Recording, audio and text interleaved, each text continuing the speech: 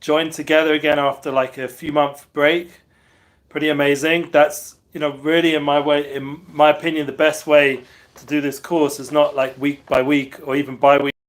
I'm happy that it's every month or even every 2 months, because really it's about application. And that's what today's session is going to be. Not only to apply, but how do we internalize what we're talking about so that it should actually make a big impact on our life. As Tony Robbins always says at his massive action, like we got to impact our lives. It shouldn't be just strategy that's theoretical. It needs to be something that's practical and real, authentic, manifesting, all the good words that we use nowadays to bring alive these concepts to our daily life. And that's uniting souls globally through this universal principle. So really appreciate you joining again. And we're going to review. That's the first step. I'll just read out what I wrote all those months ago when I put this course together with my soulmate. Reviewing what we learned so far from our discussions. It's really to internalize each stage of growth and all the discussions and realizations that we had here together. So the more that people came together, the more we obviously were bringing out realizations. The world is built with time for review. Every week, it's a cyclical, I don't know how to say it. Can you help me with that word? When it goes around in a cycle. Circular. Yeah, cycler. It goes around in a cycle. The week, it's built with the pattern of 7. And all of creation is built with that concept. You don't have to be a religious person to witness that. It's within the creation. There's the idea of 10, binary, 1 and 0, but there's also patterns like 7, human beings built with 10 fingers and 10 toes, and there's also 7 aspects of creation and foundation, 7 days of the week, 7 colors in the rainbow, 7 notes in the piano with the octave with the eighth. These are realities in creation which is discussed by the Holy Scriptures, but also in concepts of application that we live nowadays through a calendar, a Google calendar. This is like even the way we started this course today, the idea of bi-weekly or weekly. It's ingrained in our being to have a weekend, to have a sabbatical, to have a Sabbath, however we want to call it. Every week we work towards this weekend and this holiday time which we're in currently right now, which is a day of internalization or a time period of internalization. All this needs to be done in a balanced way with as much positivity as possible. So that's really important that, I think my soulmate put that last point in. And you would agree that in order to internalize something, that it should stay in your memory, that it should impact your way of thinking and your activities for the week to come and the time period to come. Say this is sometimes for 2 weeks you go away, you have a time off to internalize, like many people do during this time of year. The key is it should be with positivity, because in order for the body and the soul and the emotional world to accept these concepts and internalize it in a way that you remember it and it impacts, it has to be with positivity. I'll give you a story that I remember hearing from one of my teachers a long time ago. It was around 21 years ago. And I remember the story because the person saying it said it with such passion, but the concept of the story made a big impact on my being. There was a famous rabbi in I think the 17th century, around that time. His name was the Chossam Sofer. He was with Moshe Sofer. He was a very, very big leader of the the Jewish world at that time, and he was very much trying to deal with all the developments of evolution and Haskalah, they call it in Hebrew. But it wasn't a simple time for the Jewish world in terms of there was a lot of revolution going on. There was a lot of changes, and he was the person at that time leading it. And he was able to remember things that people had said to him 20, 30, 40 years ago. So one of the people came up to him and was about to say something to him. Do you remember? He says, yes. And he quoted it. He said, how do you remember that? I told you that 20 something years ago. How do you remember that? Holy Rabbi, how did you remember? So he said, because when I experience life and a concept that's meaningful to me, I experience it with all my heart and with all my passion and all my energy, and it makes such a profound effect on my being that there's no way I could ever forget it. It's impossible. So this holy rabbi that taught me this, who spoke with such eloquence and there was such a passion, his name was Nachman Bullman. He was a very special rabbi just down the road. He actually was teaching at that time where I live now. And he's not alive, unfortunately, anymore. But he spoke, and he did speak, if anyone could hear his recordings, with such an energy and passion that I didn't forget that concept as well. And that stayed with me till now. In order to be able to review, really, to really internalize something, we have to really make it meaningful. We have to truly believe it and internalize it. If it's done in such a way that it's like, like the way the school system's built, you just memorize it for that test, and then very quickly it goes from one ear to the other. But you manage to get it out on paper the next day, but it was nothing to do with the heart level. It's nothing so profound in your mind. If you would ask me what I learned in school and in we call it in England the GCSEs or A levels, there's a lot of that information I would happily not remember. Yeah. So that's the school system, which is built for memorization, but only short term. And maybe they have a goal, the system, that you will learn it long term, but based on experience and based on the way the world's talking nowadays about the school system, the big leaders out there who've been successful, they're saying the whole school system needs to be revamped. It's missing that passion, it's missing that ability for people to truly learn knowledge. And often most people, like including myself, only after school start going on that journey of true, not seeking out true knowledge and true development of the internal world. You're not really going to get it from the school system. You're not going to get practical ways of how to deal with real life. For example, as one of the famous speakers out there mentioned, you don't learn any of the tax systems. You don't learn how to pay taxes. You don't learn how to deal with government, edicts and rules.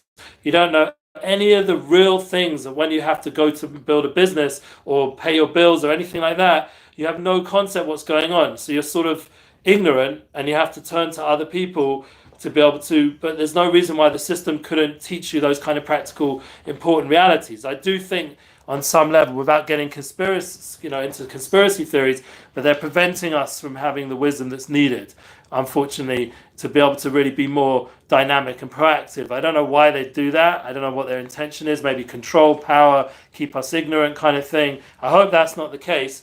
But either way, if we're talking about in a positive sense, changing the world and bringing the world to united souls, to bring it to a level of unity, there's going to have to be much more knowledge available in a real way that people internalize and people relate to and experience. Like, for example, nowadays, a lot of people are internalizing knowledge through visual tools. Yeah, like we're here right now talking together through Zoom. And if you go online, often you're going to experience information through visual classes. For example, on Instagram, it's a very visual app, and it's probably one of the most popular apps there is. TikTok even more. So I would say there's almost no text there, and everything's very visual and impactful. And people are remembering the memes and all this stuff. Through even when you're like texting with someone, you've got emojis and all this stuff. You're texting all this information. It's visual. Yeah, I often nowadays just send an image to someone rather than even typing. Maybe that's laziness, maybe that's a mistake, maybe I should make the extra effort. Like my grandparents, they would write eloquently a letter to someone, or there was more expression and more connection through the form of writing than nowadays. It's all just very abbreviated. It's almost become a new language. But for our purposes today, we, as much as we want to impact change around us, we at least have to change ourselves. And therefore, we're going to have to review and internalize everything in a very real, powerful way. It's not enough for us to just go over what we did, oh, okay, it was interesting, maybe it will make a difference, maybe it won't. If we do that, if we're not all in, then the results, unfortunately, will not be all in. And I've seen that in my life. When I'm all in, when I'm totally present in my relationship, it's so much more effective with my wife or my children. Right now it's holiday time, so I have to work still, unfortunately, but I'm able to here and there take a break or take a day off here and there, and have to be present as much as the phones are pulling at us. But the power, the effectiveness of the impact of a relationship where you're totally in. Like, I had one of the best moments was when I took my phone, put it in a bag, and went swimming with my kids for a few hours, and I said to my wife, I did not look at the phone for the last 2 hours. And it was such a powerful, I know that sounds like, well, why not? Everyone should do that. But for my situation, when I was running a tour in America, at the last few weeks, thank God, it was a successful tour for one of my music artists. I was a lot on the phone, obviously, because I had to keep up to date what was going on with the clients and the artist and the team and different, logistics. So it was great just to put the phone away. And I was also trying to promote the events that were going on.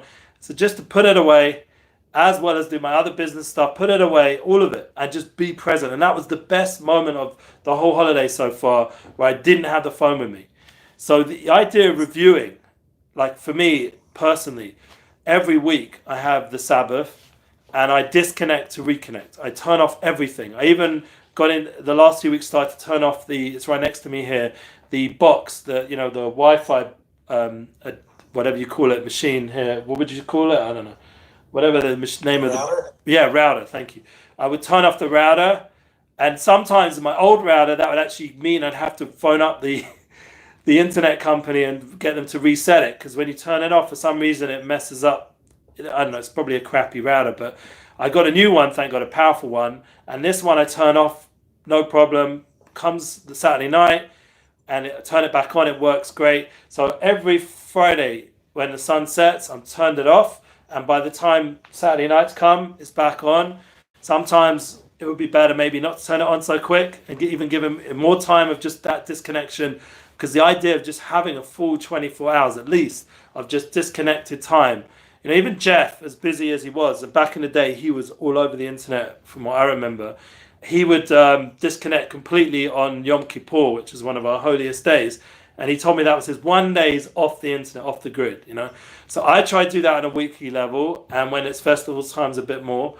But the power of just not being online, not being available, and thank God I've never missed anything. I've never missed a business opportunity. Nothing ever happened that I needed to know about. Everything was fine till now, and I've been doing this for over 20 something years. So I'm testimony that it works. Because I did live before not doing this. And I think that, the whole high-tech world has understood that there needs to be this kind of concept, this idea of sabbatical or Sabbath experience from the internet, especially with the amount that people are on now, just to take off screen time. Personally, I always put my phones on airplane mode at the end of the day so I can do a review of the day, and weekly. So I'm disconnected to reconnect. But the concept, in order to be able to review, you have to not have all these voices of distraction around. You have to not have all these things pulling you away. So once you're engaged to the concept of review, and that's what the weekend hopefully is for, you're connecting truly to your family, connecting truly to yourself, to what your value system's about. You're hopefully learning a little bit, like reviewing literally what you achieved the week before, going over what your goals are for the new week, the mission statement, your dreams, your hopes for the new week to come. It's like a reset, and it's so powerful when you get into the cycle of it, of doing it weekly and not just having it come like, as a one-off, maybe here and there, like, once every few months you manage to take a day out. I think the fact that another famous rabbi once said, I don't know how people can live without having this weekly time out. I don't know how people can cope with the constant pressure of the rat race and like physically, emotionally, just even health-wise. Like it's not doable mentally to just constantly be engaged and on ball for business and for money and for all the things that are pressuring us, to have a day out, just to say, no, I'm not engaging with this. I'm now engaging with something which is actually much more important and will fill me up in a way that I will then be 10 times more engaged afterwards and much more clear with my thought process, much more rested. I'll be able to have energy again, a renewal. My relationships are renewed. I've touched base with all the loved ones in my life. I've touched base, if you believe in your creator, in the higher power that's guiding you in life. I've touched base with my teachings, my deeper message in this world, and this is crucial. And I'm not just bringing it as a Jewish person. I'm bringing it from someone like Stephen Covey, who I believe, I'm not sure exactly what he was, but I definitely think he was a very strong Christian, and he understood that the universal principles of the world are built in this pattern of 7, and you have to take out time on the 7th day, whenever that is. For Muslims, it would be Friday. For Christians, it would be Sunday. For Jewish people, it would be Saturday, right in the middle there, between the two religions, funny enough. And we have the opportunity to just internalize. It's just a good side note to think that the Western world was more dominated by the Christian culture, and the Eastern world more the Muslim culture and other religions. And in the middle is this little place called Israel and the Jewish people, with this concept of the Sabbath, of this middle time of balance and disconnection from everything out there. And so we can just bring everything together in a unified way. That's how personally I visualize my mission. I'm sitting in Jerusalem. I'm in the middle of the world, literally, physically, and I have the opportunity to hopefully unify all the different parts of the world. Whereas nowadays you wouldn't say it's just these two major religions. There's also, different cultures and different ways of thinking. And now it's gone really wild with how people are visualizing life and internalizing things. So we have the opportunity right now in 2021 to bring together a lot of concepts and a lot of wisdom, because we've never been so open to so much. But the key is, do we have the ability to home in on what's relevant for us on a real level? Like, it came to mind now as I was talking, a guy called Russell Brand. Heard of Russell Brand?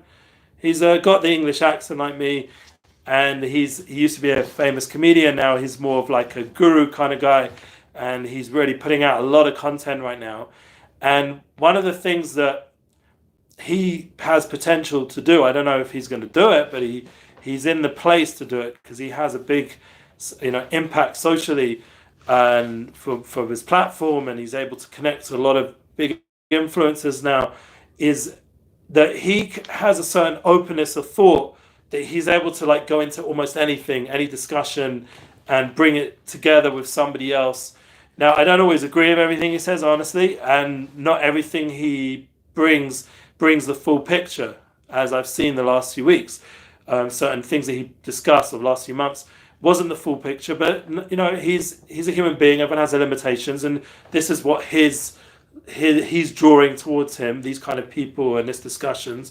So one of the things that I would like to do personally is to understand that when we're reviewing wisdom and knowledge and bringing together a lot of different voices out there, we have to realize that in the end, the most important point for each of us personally is to be true to ourselves. We can't be everyone else's voice. We can't fill everybody's opinion and be able to be this chameleon person of light, of different colors and religions and races, and be able to bring everything together in one big colorful picture, because a person could lose themselves that way and lose their sincerity, because then they're just trying to appease everyone instead of being real with themselves. You have to be strong in who you are. That was something a lot of my teachers demonstrated, that even though they were very open and connecting to a large range of people, but they themselves are very strong in what they were and who they are. And they discover that through that, as you asked very wisely in our last session, how do you learn to trust in the soul? How do you trust the soul level? I remember you asked this question, and I think that question was probably the best question we've had so far, because I think that is the key to this course, is to understand that the soul does have a voice. And that would be my next point in the course. What is our strongest voice within and in public? And that very much fits with Stephen Covey's 8th habit. He talked about this idea of servicing others and the voice, using our voice in this generation. Even in his time, there was still the power of the internet was developing, and there was a power to now, as Jeff always used to say, use your voice to make change. We have that power now through the internet, even though there's been much more the last few years, control on the internet of whose voice is getting heard. So someone like myself, my ability to have my voice heard is still very limited. because of the algorithms or because of different things. You know, I do have, thank God, a little bit of advertisement budget for the company I work for, which helps push the voice out a bit more, but it's still limited because some of the topics might not be what is, you know, trending right now. And I'm not going to be speaking about things just for the sake of trending. I'm going to be speaking about being authentic to myself and concepts. So that's another important thing, that when you're reviewing, that you have to remember that there's a lot of pressures out there trying to influence what do you think and how do you think. There's a lot of media control going on a weekly level. So that's why it's so important to just disconnect and say, wait a minute, who am I? Stop all these voices. What is the soul level? What is my soul saying? I need to quieten down everything and just hear my true voice. Hear who I am. I can't put my message out there if it's completely mixed up with Russell Brand and Ben Shapiro and Bernie Sanders, all these different voices out there. I can't, all these news channels, and I can't put my voice out if everyone else's voice is in my head. I have to take out those headphones or turn off the machines and just hear my own voice and start to listen. So that's why these two concepts go together. Our review, to be able to review and internalize, we have to hear our own voice. We have to disconnect to reconnect, and we have to realize that we have to do it with enjoyment. We have to enjoy this process. It shouldn't be a painful, because if it's painful, we won't remember it. It won't stay part of our being. Now there is a whole aspect of our being which is memories of pain and suffering, which is also a profound way of remembering something. But obviously, we want to have a happy life, yeah, and we want to have a lot of emotional, positive bank account in our being. We want to have a nice investment in our soul. Remember, the soul is a very delicate creation. It's something which is light, and if you can formulate words to explain it, it's often the voice of reason, of soul, of impact, of wisdom, of guidance in a good way. And you'll say, well, what is good? So you have to know there are absolute goods, like things that are absolute, things that everyone in humanity, when it comes down to it, knows that this is right or wrong, or this is going to bring me to happiness or fulfillment, a feeling of fulfillment, a feeling of righteousness in a way not to put onto other people, but for yourself, your own self-worth, your self-esteem. And one of my favorite Stephen Covey quotes is, if you want to be happy, happiness is dependent on self-control, meaning how much you're able, and we spoke about this last week with synergizing and learning to listen to others, or not last week, last time we spoke, the last course lesson, we spoke about the idea that you have to have some sort of self-maintenance system. You can't just be constantly busy with other people. You have to learn how to look inward and deal with yourself, deal with all the different drives and personality faults, things that need to be corrected. And that will lead to a lot of happiness. The more you control yourself, every time you want to go crazy at something, or like, you know, I was just on my way to England, and there was a lot of, 2 weeks ago I made it there, thank God, I saw my family. But there was a lot of stress, like in terms of the rules, and I only last minute booked because of the change of the rules last minute. My flight agent, an hour before I got to the airport, told me, you need to go now, not next week. So I had an hour to do all the paperwork, the tests, everything. And that's really hard. And I managed to do it, yeah.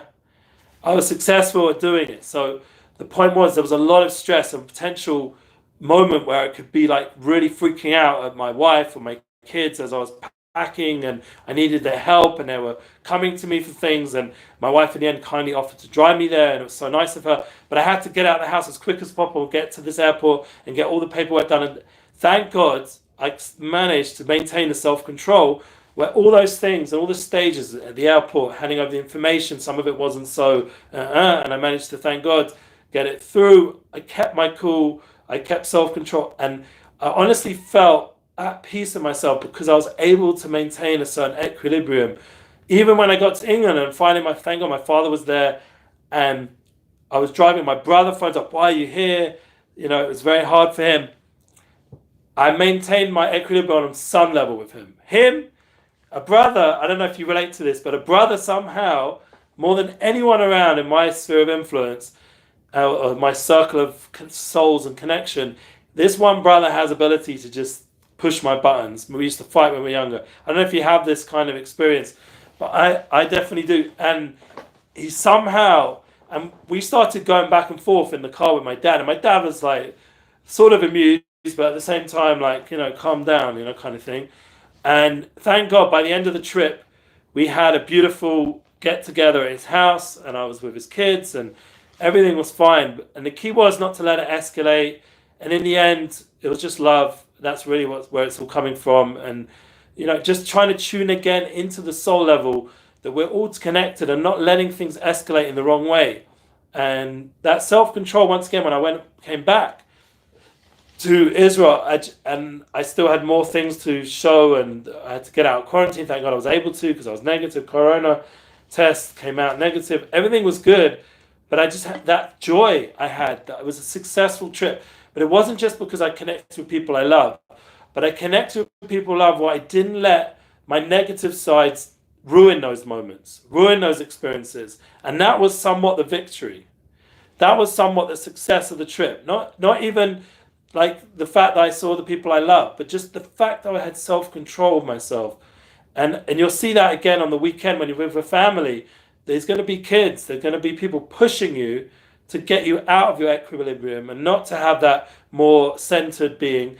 And you tune again into that balance, that true soul level, and you have that self-control again, and you suddenly see a lot of the tension dissipates when you do that. But once again, this comes with review. This comes with going over what happened that week. What happened that week when I was in England? What did I? I did. I made the right choice. There was a moment there I was giving in to my negative sides towards my brother, but I held back, and we made as days went on. Didn't push it. Didn't make a fight. I was a little bit aggrieved, but then bit by bit it came to a positive place. So, and that's the idea of reviewing an experience. But you do that in a moment of peace where there's no one needing your attention that moment. You do that review in a moment where you have the ability to view the experience in a more objective way. And that objectivity is, once again, very much the soul level. That answers your question. The objectivity is very connected to the soul level. That's how you start to trust in the soul, because it's much more objective. It's objective truths, objective realities of life. Well, there's certain aspects of your life where you can just be truly objective. Now, you might need someone, once again, outside of yourself, like a guide or an advisor or a therapist, or even better, for me personally, the soulmate or a teacher, or whatever it is, someone outside of yourself, once again, to help you maintain that objectivity, because we generally are more subjective. But that will help keep boosting the trust in our soul level. And then when we're doing a review, we know we're reviewing correctly. Because like we said last time, the success is not going to be KPIs in business and how much you performed in making money and appeasing your company or boss or whatever, or client. What's going to make you feel good is objective success. That you overcame your inclinations to get angry. You overcame your inclinations to overindulge in something which is going to make your body imbalance and lose that healthier way of living life. You overcame your way of thinking that was incorrect. You were thinking negative about someone. You were angry. You weren't forgiving. You weren't able to have positive, healthy emotions. And you were able to work that through and come to a good state of mind, so that now when you go into the next story of your life, you're ready for it. And that reminds us of the previous time we talked about renewal. The idea of renewal is very connected to reviewing, because it gives you ability to disconnect, to reconnect, and then when you go back into life, you're renewed and you have that energy, and now you have power, emotional stamina. My wife, very cleverly, we're doing a podcast now. This is something new we started during these last few months. We've done 3 episodes in the last 3 weeks. It's called the Relationship Flow Podcast. I've been doing it by myself, but now my wife's joined me, and she spoke about emotional stamina. Very important to develop emotional stamina. How do you do that? Once again, this renewal, the word she used is regrouping. regrouping and gathering yourself together. That was the word my wife used. I think that's very important for this process. So I'm going to stop now at this point before we go into the other point we mentioned about our voice within, because that will be the climax of this session today. And I just ask you if you have any questions or any input on all these things we mentioned, because once again, you have to enjoy this session so you internalize it. It has to be meaningful for you, not just for me. And then once it's that way, then you will take that with you into your daily life.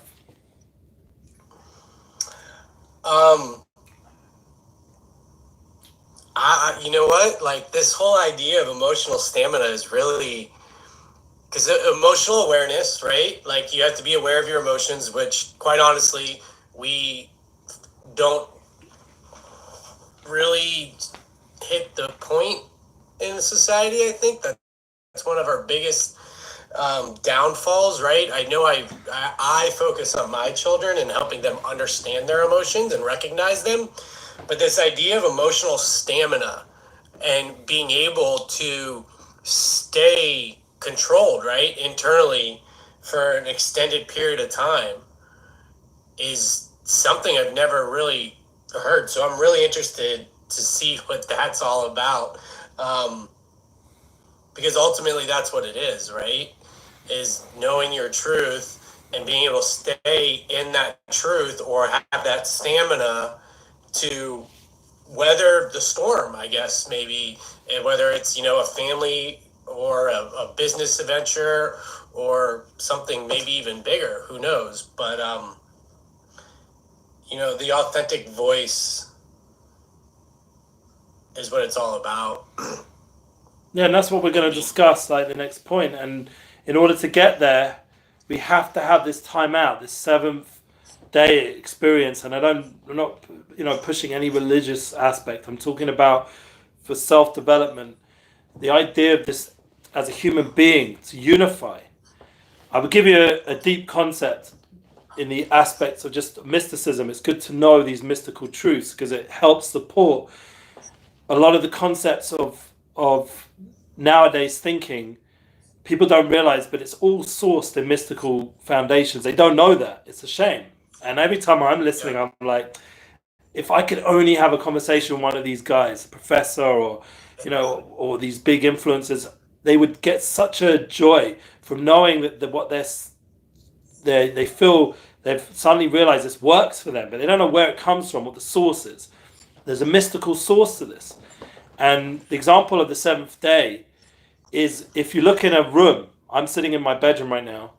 It's the best Wi-Fi and it's a nice peaceful place. One of the boundaries I have on my door is I got a very good lock, so no one can just come in when they want. We talked about that with the children, going to bed, not having them come in your room at night when it's bedtime, to have that boundary that a lot of couples don't get that right. I've talked about that to other people as well. It's just simple things that you make boundaries. So I have a very good look. Anyway, but that's a side point. My mother-in-law used to walk into my house, into my room. So keep that unlocked. Now you got, and it's a lock that you only have the key. I have like 2 keys, that lock, and it's a good lock. And so therefore I know that it's either me or where I hid the key. That's it. There's no one else getting in that room. Anyway, so we got this wall here and this wall here on the right and the left, a wall behind me, a wall in front of me. We got the floor and the ceiling. This is a 6-dimensional experience of when you're walking into a room. The 6 days of the week are connected to the idea of the 6 days of, we're getting a bit spiritual here, but 6 days of creation, the 6 days, 1,000 years of creation. This idea that the world is built in this aspect of 6. You have this surrounding experience of a room. But then the whole point of building that room, or building that house, or building that mansion or palace or whatever it is now to walk into it and experience the space. That's the 7th dimension. So really all the hard work you did those 6 days before and the 6 days again after are just to get to that middle point of the 7th where you experience now, what did I do these 6 days? Yeah, and that's why on a weekly level, you now can start to internalize. You're entering into the inner chambers of your home that you built. And this is a deep idea. If you take the concept externally, now put it inside you. You've built this 6 aspects of your being, and we have the 6 parts at the beginning of this course. Be proactive is the first one. I would say that's connected to kindness. Yeah. Then there's the idea of mission statement. Keep the end in mind. Yeah. Focusing on goals and dreams. We spoke about that. Then there's the third point, and these are all personal development things. Nothing to do with anybody else. Being kind. You're doing kindness to others, but it's about how you're reacting. You're not reacting. You're being proactive. You're seeking out, as we spoke about in the first part of our course. Then the idea of mission statement is you have goals of what your life. You're here for a purpose. Now you have the concept of time management and being proactive in a way that's prioritized. You know who you need to put that energy into. And it fits perfectly with your mission statement, because your mission statement is guiding where you put your time into. So it's restraining this kind person that you've developed on the first point to now guide that energy towards effective time management in your life. And that's why all 3 help complement each other, and they help you become a better person in your daily life. Once you've done that, you on a private level, you can now go be successful publicly. Now you can be, this is the 4th level, win-win, and care about building people around you, building a business, building opportunities, caring about other people's success. Then you get to listening to others, to really know what the success another person needs to have. You have to learn to listen to them, to understand them. That's the 5th principle. And then the 6th one is synergizing, bringing it all together. So that, what I would say is, the 6 days of the week is connected to these 6 parts of our course that we started off with. And then comes the 7th, and now it's going in and experiencing it. Now it's actually bringing it to real life. Now you've built that building, but you're actually having a party inside. Now you can enjoy life. Now you can experience life. If you think about it, it's very profound, and it's in the pattern of our daily life, and it's based on very mystical truths that people don't know has a source of mysticism, but it does. I don't even know if Stephen Covey knew it. And then it comes to the 8th, the idea of 8th. Now that's the 8th note on the scale. We mentioned it before, and this is going to take us to the next point, and it will come back into emotional stamina, because it's very important that what you put your finger on, I think, is the key for right now, what we're going through in our generation, the challenge. As you actually said it, and I totally feel it. Like, I'm experiencing it. Like, the challenge is emotional well-being, mental well-being. The mental health crisis is what the world needs to focus on, not in this pandemic. Big mistake. Governments, big mistake. Anyone who's focused on just fighting the virus, they're missing 99% of really what will give you the power to fight any virus or fight any problem, any economic challenge. If you're not mentally healthy, emotionally, you haven't got the emotional strength to deal with your life, and you're just being told again and again, fear, fear, fear, all this negative emotion, and they're feeding all the wrong aspects of the human soul, so then, or not even paying attention that you have a soul. So then the world out there is unfortunately coming to a breaking point, and we can see it. It's not like, I'm not making this up, just go on the news. But the point, I wouldn't waste your time on it, but the point is that that's what's going on out there. Now we have to get away from that voice out there and get to the true voice. That's the soul voice. That's the 8th level. That's this 8th part of the course. And it's the idea that Stephen Covey called it the 8th habit.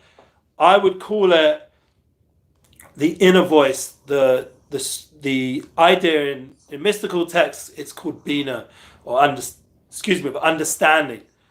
Understanding is very connected to what we spoke about, internalization. That was the 7th point. But understanding, once you've internalized, now you can start to understand and draw comparisons for everything in your life. And it's a much more intellectual aspect, but it has the keys to your heart. This is very deep. This is a mystical concept that's brought down by very holy people, but the idea is, it's called the knowing heart. Your heart has an intrinsic wisdom that we call intuition. In the mystical books, it's called Bini Asera, a profound intuition, a higher level form of intuition that gives you ability to tune into the flow of life and to connect and understand the divine flow in everything going on. And now all the previous points we mentioned all start to integrate and make sense. And then your voice is coming from this place of understanding. And we're not just talking about understanding another person, like the fifth habit of listening to understand someone. We're not just talking about that. We're talking about a voice that understands deep, profound concepts on a deeper level. So like I can take a room and now understand that isn't just whatever. It's built in a specific way of 6 dimensions to teach you something deep about life. That there's an inner aspect, there's a point to the room. And that gives you a reason to do that on every level, to go to the root level. And how does it connect to the level above the room? That's the 8th level, this octave, this higher place. This gives us ability to look from a higher place. Once again, we're trying to get out of ourselves to get to a more objective place of soul. That's where the soul can start to communicate through that higher objective level that's above your building that you've built. It's not even within, it's above it. And then it can enter and start to infuse the whole building with life and energy and wisdom and understanding. And once you understand this, then you can start going to the other 2 even higher levels of the course, which we'll get to, and then hopefully the next time with August the 17th. But the idea is that we can't go to those really profound levels that make unification of everything in your life.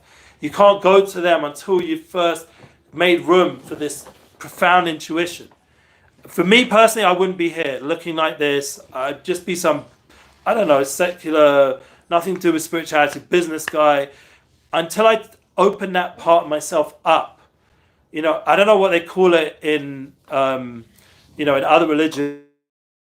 You know, maybe there's names for it nowadays that people have for this eye. They call it the third eye, or there's different names that people explain it on a mystical level. But I don't want to get caught up with that, because then we miss the universal truth of it.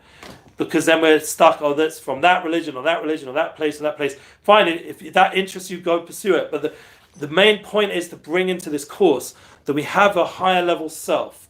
It surrounds us, it's a light, and it brings together and clarifies constantly what we're doing in life. It helps, guides us, it pours light into our everyday life so that we don't feel totally vulnerable.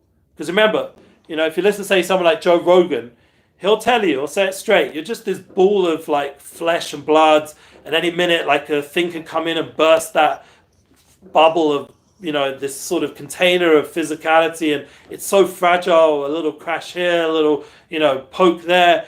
A person is so vulnerable physically. And nowadays with this tiny little microscopic virus, it's so vulnerable. But to understand and know there's something beyond myself that is protecting me and guiding me and giving me energy and life. And it's really the source of my deeper understanding. It's the source of my soul level. It's the source of my intuition to know whether to go into that business deal, to know whether to go into that date with that girl, to know whether to continue with this relationship or not. How do we know? How do we make our decisions in life? How do we choose? And if we understand that the power of choice is so profound, it's such an important gift in our daily life. And life is not just happening to us. We choose. We have choice. And to give strength to that choice and to allow the flow of life and the soul to influence our choice will give us the deepest level of fulfillment, the deepest level of joy. It's very one and connected, this idea of understanding, with the aspect of joy. Yeah, in the mystical texts, it says there's different realms in the heavenly realms. The realm of understanding and joy are pretty much one place.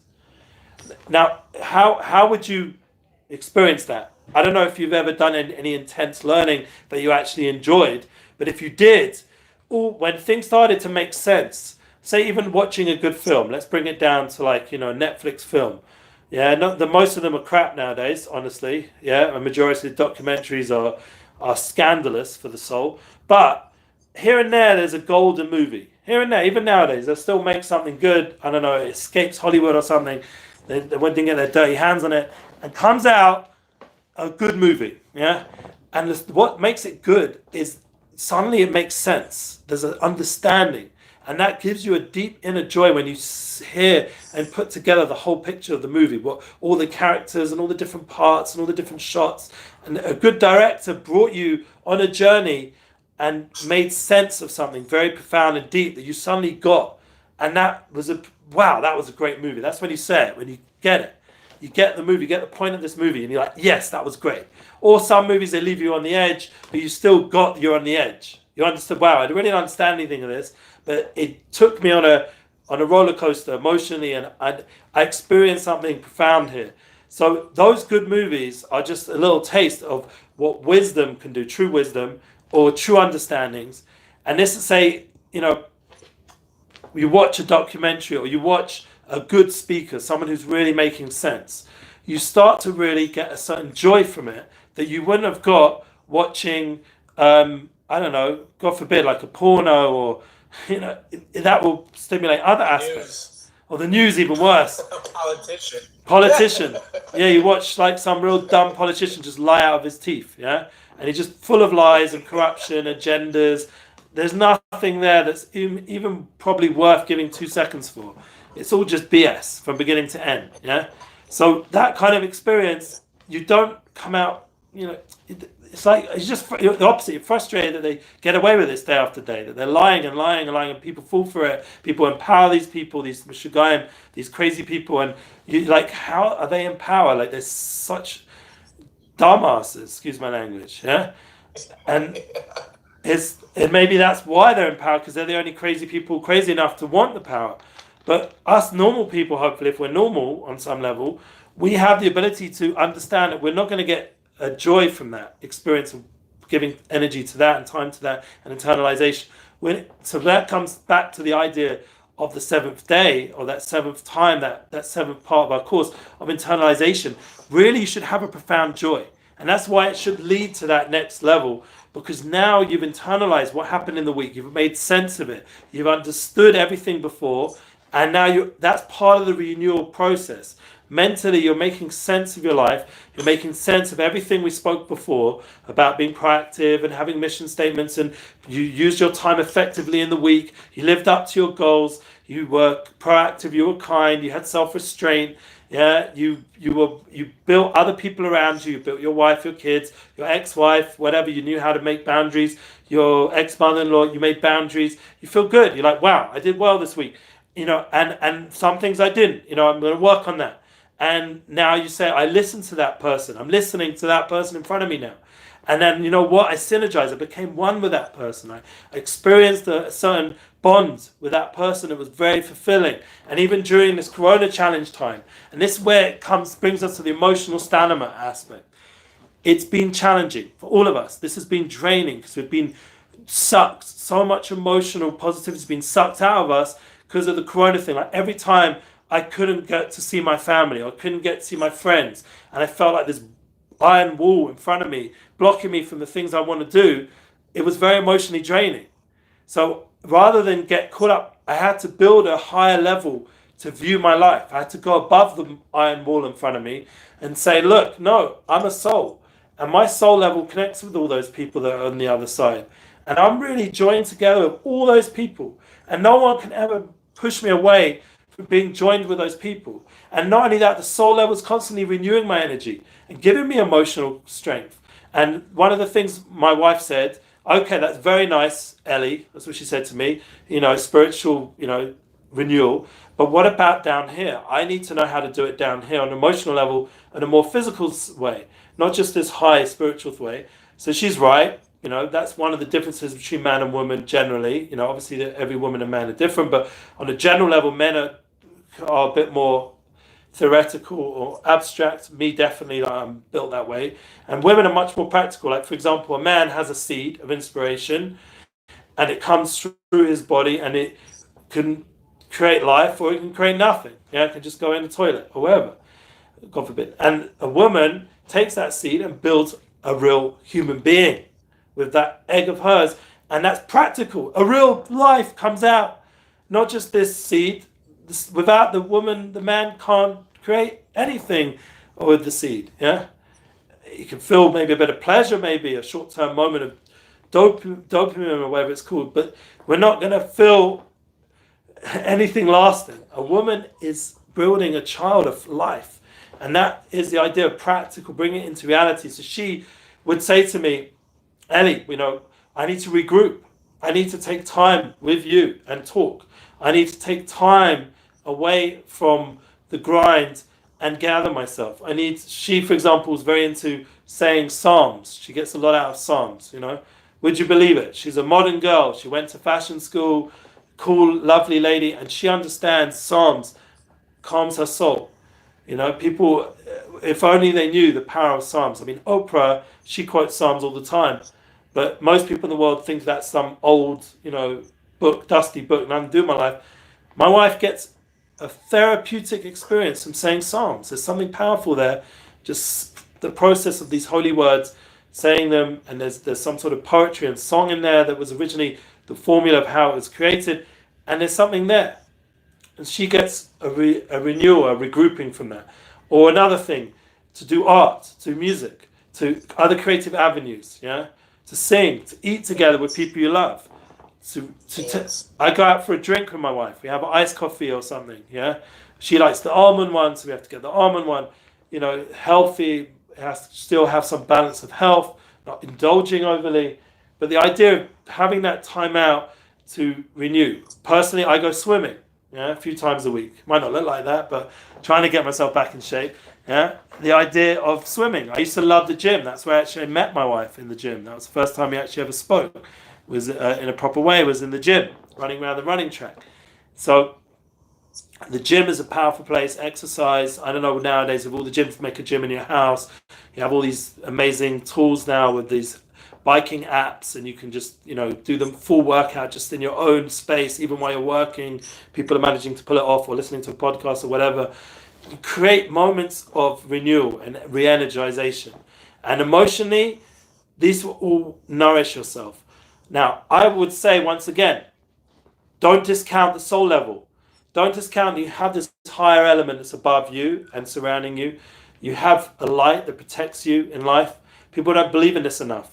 Believe in the truth that you have an aura, a light, a force, a higher force that's protecting you and nourishing you and wants only good for you in this world. And that power can give you a lot of support in all difficult situations. You're never really alone. People are suffering a lot from loneliness.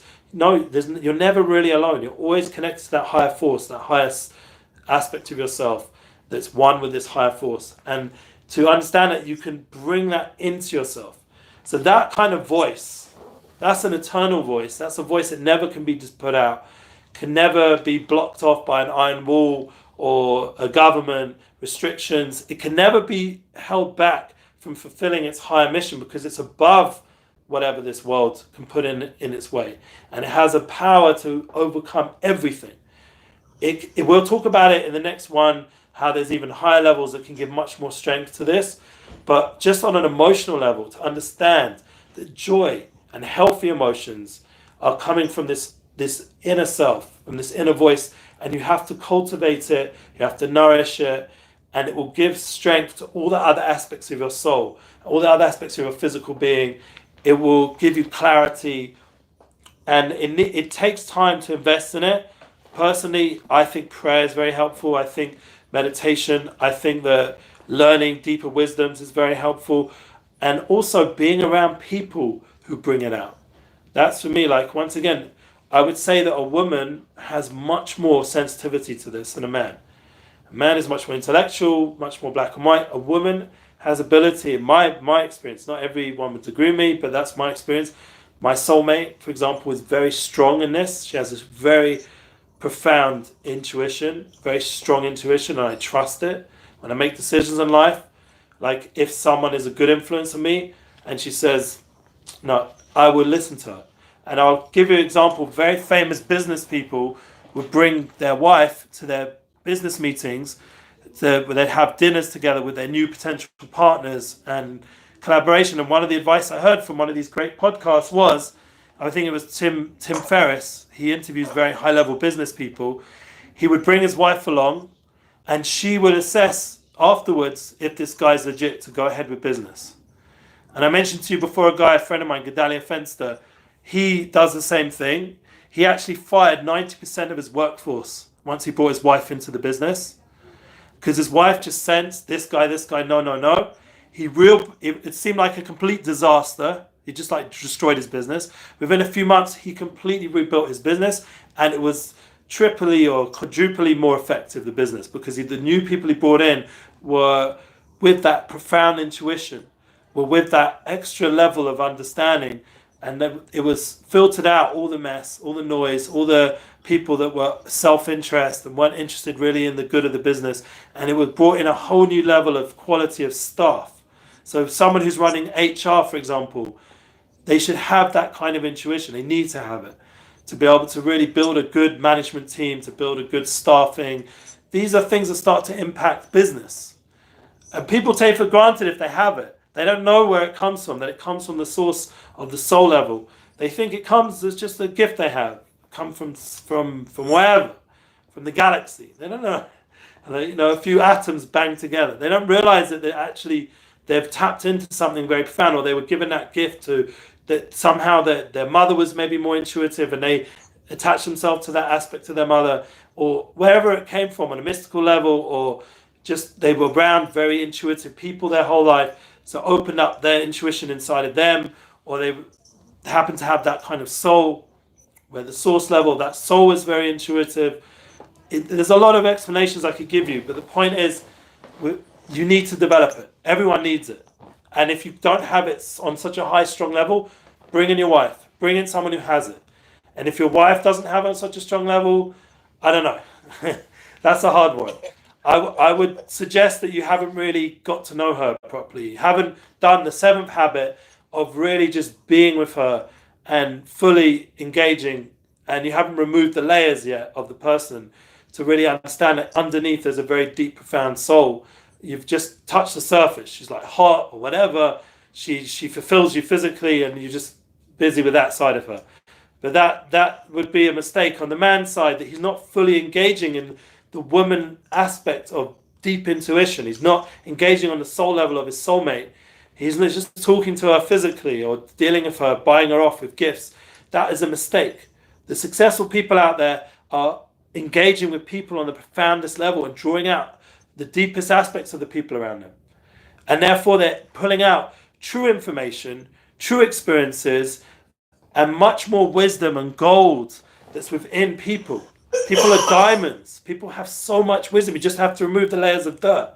It's been buried because of trauma or, negative intentions, or we have to draw out the diamond within a person and bring out all their qualities. And you have to do that first in yourself, as we mentioned, the first habits, and then you bring it out of the people around you, your soulmate or your business partners, and then slowly in your family, and then your sphere of influence. You start to draw in these kind of amazing qualities around you, and it doesn't always have to be from you, but you're able to bring out those profound qualities around you. That's what a true individual does. They build the people around them. They're not just building themselves, and it's a much more profound effect on your life when the people around you are fully effective. They're fully alive, and that is what I'd say. The name of this course today is reviewing this to bring us alive. We have to come alive from this. And then once again, we'll remember everything because it was so meaningful. You don't forget what we're talking about because it's such impactful wisdom. It's so profound. It's so deep into the level of the soul. How could you forget it? It's eternal wisdom. These are things that you can't just put aside. So you don't forget a good moment with someone. Like I've reviewed many times already the trip to England, because it was so profound, the experiences I had with the people in my life, that every step of that trip was meaningful, literally, and it was such a joy. It created such a joy inside of me, because I really have touched base with people, and that I care about. And that's the kind of life we should live every day. It should be a meaningful, profound life. It shouldn't just be whatever, like this person's in my way now. No one person, doesn't matter who they are, they're never in your way. If they're in your sphere, they're coming, you're experiencing them. Doesn't matter who it is. It could be I don't order on Amazon, never order on Amazon in my life. I'll be one of the few people who probably can say that nowadays online. I never order on Amazon. But just say an Amazon guy comes. I've ordered from a takeaway. So a takeaway guy comes, yeah? You can give him a tip or give her a tip. You can give him a smile. You're in an Uber. I was in an Uber in London. For some reason, the Uber guy said he couldn't close the windows. I don't know if it was a new rule in Uber in England where they couldn't close the windows because of this whole thing. And it was boiling hot, and he didn't have an air conditioner on. And he was suffering. So I just like tried to be a little bit like empathetic towards him, just to ease a little bit of suffering. Plus I was suffering sitting in the car, but try to be a little bit empathetic. This dude's driving around and it's boiling hot. And we weren't moving so quick, so because it was a lot of traffic, so it was really hot. And just feel for this dude, that in itself. Don't discount anyone. Even if he was discounting himself even, don't discount them. Every soul is a profound diamond. It's just a matter of learning how to look for that and tune into that. And we've mentioned that, remember your TED talk is going to be about removing all those garments, all those layers, yeah? The police guy goes through all the trauma, all the different aspects of his day, and so he can keep remaining himself and centered. So too with other people, to remember they also have all these garments, and you have to learn how to bring out those godly aspects, those soulful aspects in people around you. And it's something which, it takes a lot of thought, a lot of self-development, and it's a different life. You start to hear the voice of this world differently. You're hearing it on a more deeper level. Any other questions before we end off today? What did you resonate with? I'm interested to hear from you. The intentionality behind life and understanding or being aware and having that intelligence and then being able to apply it, right? So the 6 days, and I've never seen, heard it explained like your house, right? Yeah. But it makes so much sense. A music studio is like that as well. They put sounds in different parts of the room. And that's how they lay out, like there's some studio apps, they lay out sounds around the room so they can, the studio itself, they actually have like a visual way of viewing all the different sounds and putting it in the room so they can match it up so it sounds the best. The bass and I don't know how to do it personally. I never ran a studio, but I've worked in studios. I've seen them do it. So it is like these concepts do come alive. I'm sure with virtual reality that's being developed, they're constantly thinking about space and how they're going to fill it, in a virtual sense, Right. And then being able to enjoy that space you're in, right, is ultimately what I took out of it. And if you're just living the rat race and your first day goes to your second day goes to your eighth, and now all of a sudden you're on day 2000 and something, have you really lived your life? And, so taking that time to connect with yourself, most importantly, but then that'll allow you to connect with others. Yeah. And hear the blend, right? Not so much like how everything just kind of blends together and joins, and there's no one perfect right or one perfect wrong, but there's this melody. You want to use music, right? I hear the word melody to life and to the people you are interacting with or the business you're running. Like, is there a melody behind what you're doing, and is there a melody to your life? One of my favorite things is like, what's your life's playlist? What music are you listening to? And it's what's feeding you, right? Yeah, like all those musicals, like people are walking around singing. Imagine, like, why can't life be at least on some level? It says when they talk about the idea of the messianic days, that's one of the concepts, that people will sing to each other. They won't just talk anymore. People will be so full of life and joy. It will be a constant song going on in people's lives. There'll be like all their emotions will be picked up to a place of ecstatic expression. Imagine a world like that. Why do we have to live so pissed off and miserable? What's the point of it? It's not helping anything. It's just hurting ourselves. Like, we have to come to a certain ecstatic awakening of mindfulness and consciousness. Like, we have to start thinking in bigger ways, in deeper ways that impact our daily life. And it's going back to your soul. Yeah. Right? For me, once I started recognizing my soul and what really meant something to me, all that other outside noise, and that, I mean, it was polarized. So like I'd hear a politician, I'd be like, wow, that's just like crazy. But it didn't affect me internally. And so it was okay, you know, this is my truth and this is how I'm going to go about life. And in the end, I'm the only one that I can control, right? But everybody wants to control everybody else. And I love the people that you can tell have taken the time to come to their truth, whether it's in line with yours or not. You can't deny somebody's reasoning for doing something if they've actually taken the time to internalize or to evaluate on that seventh day, per se, right? Yeah. And even business leaders need to do it. You know, they have in Israel it's called a Yom Kibush, but in I suppose the rest of the world it would be like what would you call it when they have a day where they all get together as staff and go some to hotel or some fun place. I don't know. There's probably a name for it for companies do this, but seminar. I don't know, whatever they call it. But the point is, it should be part of the. Huh? It's very few and far between nowadays. Every company needs to do it. I mean, it's just a must. When we did it in our corporate setting, they were the best days. We bonded, we connected, we emotionally we renewed. We came back to work ready. You know, everyone. One of the good things about this company, they even had opportunity to like each person throughout the year to contribute to these special get-togethers. You know, to have a role.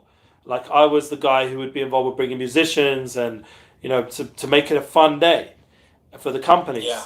And it created a bonding of the workers that we had. Instead of everyone competing with each other, we were a team. And yeah, there's so much need for those emotionally positive moments in business to give the strength, the stamina to be able to do more, the next stage of whatever's the business needs to go into, you know?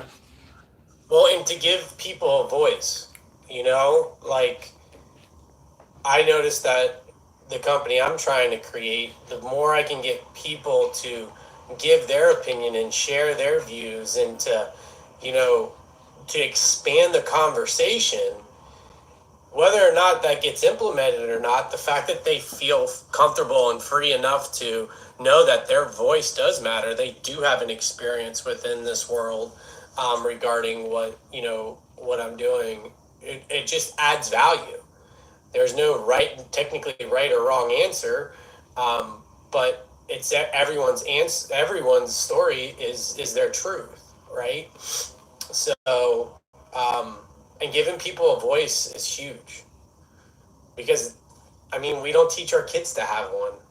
As sad as it sounds, that's not. It's be quiet, read this book, do this test or report. so it's a shame, and I'm trying to bring it out of my kids more that they each have their own unique voice.